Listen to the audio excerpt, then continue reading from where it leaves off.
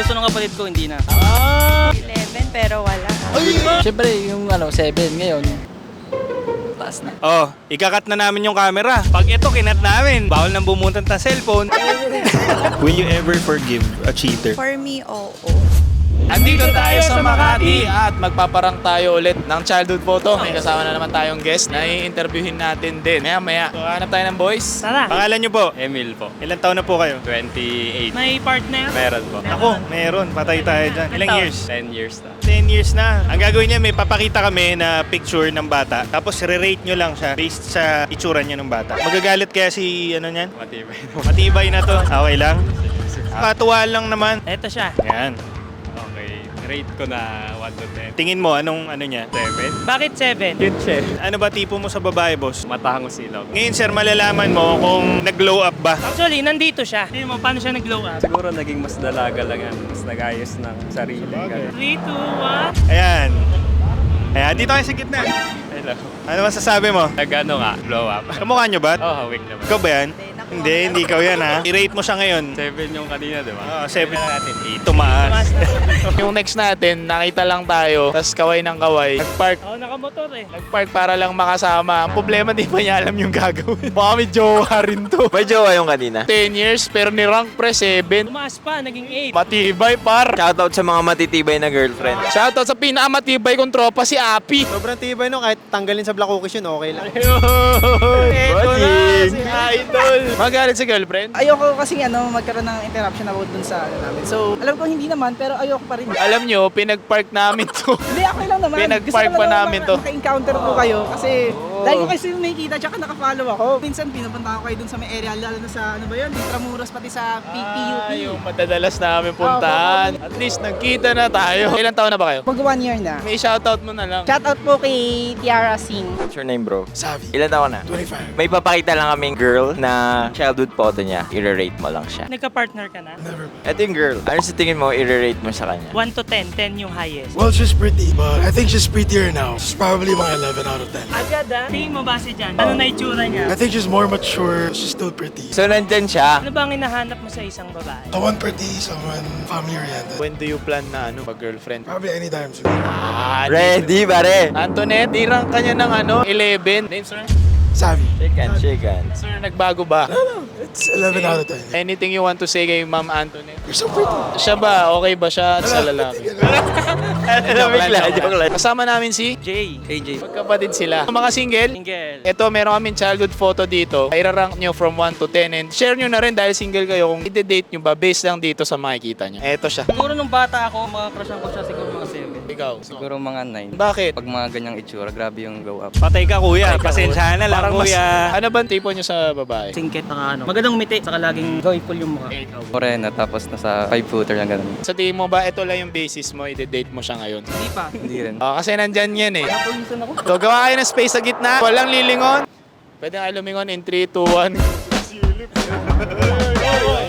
Kuya muna. Kuya, 7 pa rin ba? Di na. Ano na? 9. Ikaw, lapit ka. Lumalayo ka, pauwi ka na eh. 7 po. Mahiya ka pa. Ito naman si Kuya sabi, di ka pa sure kung i-date mo eh, no? Ngayon ba, sa tingin mo? Pag gusto ng kapatid ko, hindi na. Ay! Ano naman masasabi mo? Thank you. Ang taas ng rate niya po, 11. Ito na lang yung huling chance nyo, hindi na kayo magkikita ulit. Bagal, no?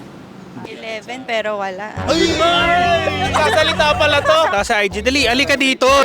Alam mo bang muntik ka nang sumumiyak? Wakanta rin, no? Sige nga, ikaw nga. Adik sa'yo. Dito ka. Pangalan? John Lloyd. Reggie. May mga girlfriend na kayo? Wala. Meron. Ilang years na? 3. Sa tingin mo, matatag kayo? Matatag siya. Tignan natin ngayon. Kasi, tol, may papakita kami sa inyong picture ng babae. Nung bata siya, i-rate nyo siya. Oh, ito, papakita na namin. I-rate nyo lang, ha? 1 to 10. 7 din. Ba't 7? Sakto lang. Malinis. Mukhang mabait. Sa tingin mo, nag-glow up siya ngayon? Glow up. Tingin mo, base sa picture niya, i-date mo ba yan? Sa tingin ko may chance din eh. Kahit sino naman pwede mong i-date eh. Paalam muna tayo sa girlfriend mo. Ah, syempre, may girlfriend, hindi ko na-date. Kasi nandito siya, pare. Lumipat kami. Walang dilingon. Eto na. Go. Tignan mo muna. Siyempre, yung 7 ngayon, taas na. Ilan na siya ngayon? Hanggang Hanggang parang natararatol ka. 10 na natin. Ikaw, 10 ka. 20. Pakilala ka naman, tol. Tingnan mo. Bash. Oh, ikakat na namin yung camera. Pag ito kinat namin, bawal nang bumuntat ng cellphone. Hotspot ka na. Picture mo siya. Nanginginig. Okay na, okay na. Okay na. 5 picture tinadtad Okay, nasa manifesto tayo sa Makati. Binigyan kami ng pwesto, ng manifesto. Isi-serve yung food later habang nagkikwento tayo kasi may guest tayo ngayon sa second episode ng Childhood Photo. Si Antoinette. As usual, kwentuhan segment tayo. Auditor to. Kaya magaling sa math to. Siyempre, pati history mo. I-audit. Bago tayo mag-start, parang nandiyan na yung food natin. Carbonara with truffle. Habang waiting tayo, nandiyan na yung ibang order. Ito yung digit. Pantay. Working ka na ba? Yes, working. Single ka ngayon, no? Kailan yung last relationship mo?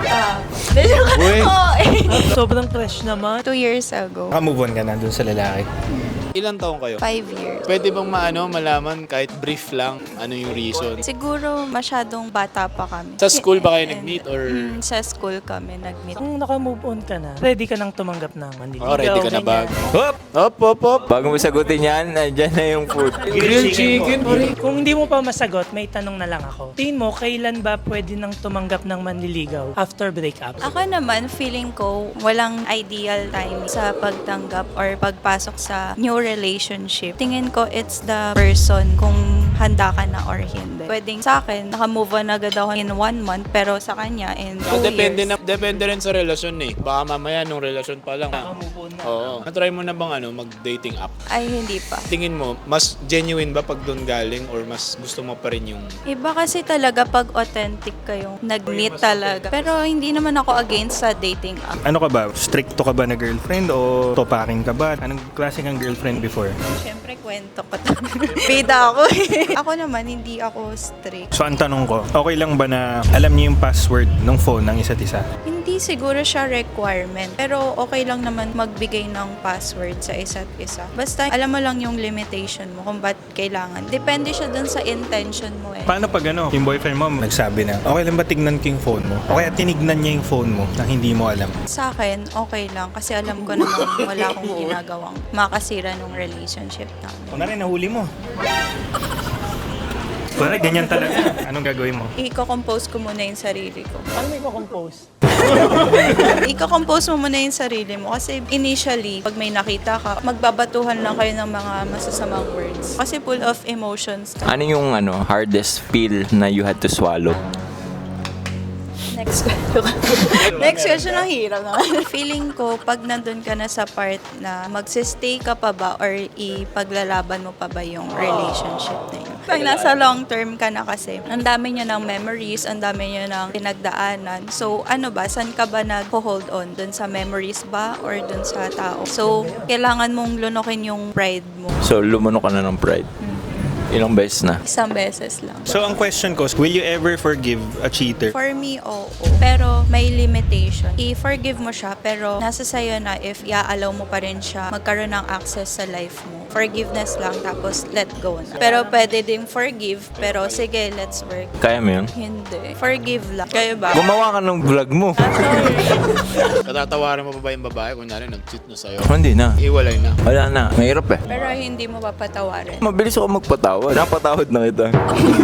Ang pinaka-factor niyan, dapat kung nag-cheat yung babae sa akin, dapat walang makakaalam. Kasi protect time yung ego mo eh. Pangalawa, depende sa babae kung paano siya babawi. Pag tinanggap ko siya ulit, pag may mga times na nati-trigger ako, dapat hindi siya mag-react negatively about it. Dapat maparamdam mo lang sa kanya na nandun ka, willing kang to work. Ikaw pare? Dati ganun ako, ngayon hindi na rin talaga. Hindi mo mapapatawaran. Kasi ano yan eh, partner mo yan eh. Oras nyo, finances, time, niloko ka, patatawarin ko, pero hindi na nga itutuloy. Sorry.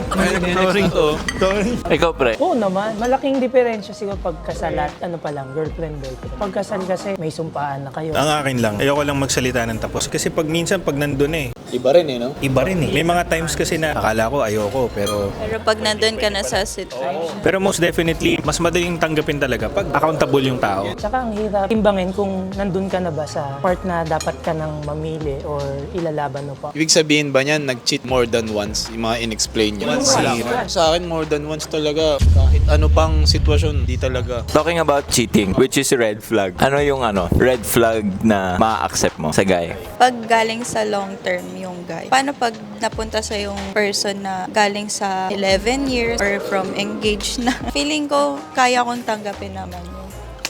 Okay lang ba na may best friend na babae? Kunyari may boyfriend ka na, may best friend siyang babae, okay lang sa'yo? Okay lang. Yun yung mga pre, okay lang yun. May best friend na lalaki. May best friend ako. Okay lang. Basta dumating siya before me. Ibig sabihin, Depende sa sobrang ano eh. close na pala nila. Depende sa dynamic, pre. Hindi kasi ako naniniwala ako na ang platonic friendship, nag-exist yan, may gusto yung isa. Pero may mga mag-best friend talaga na alam mo. Meron best talaga. friend lang talaga. Siguro, mali lang ako na experience siguro. Bihira yung kunyari siya, tapos best friend mo ako, tapos nalaman kong nagka-jowa ka. Bihira yung guy na mag-stick pa rin eh. Medyo seryoso ang topic ngayon, ha? Anyways, kamusta yung kanina? Okay. Okay naman. First time ko ma-rate ng Guys, sa comments na lang, rate nyo si Antoinette. Maraming salamat. May mga questions kayo and gusto nyo i-rate si Antoinette. Comment nyo lang below, mag-like and subscribe kayo and kita-kits sa next video.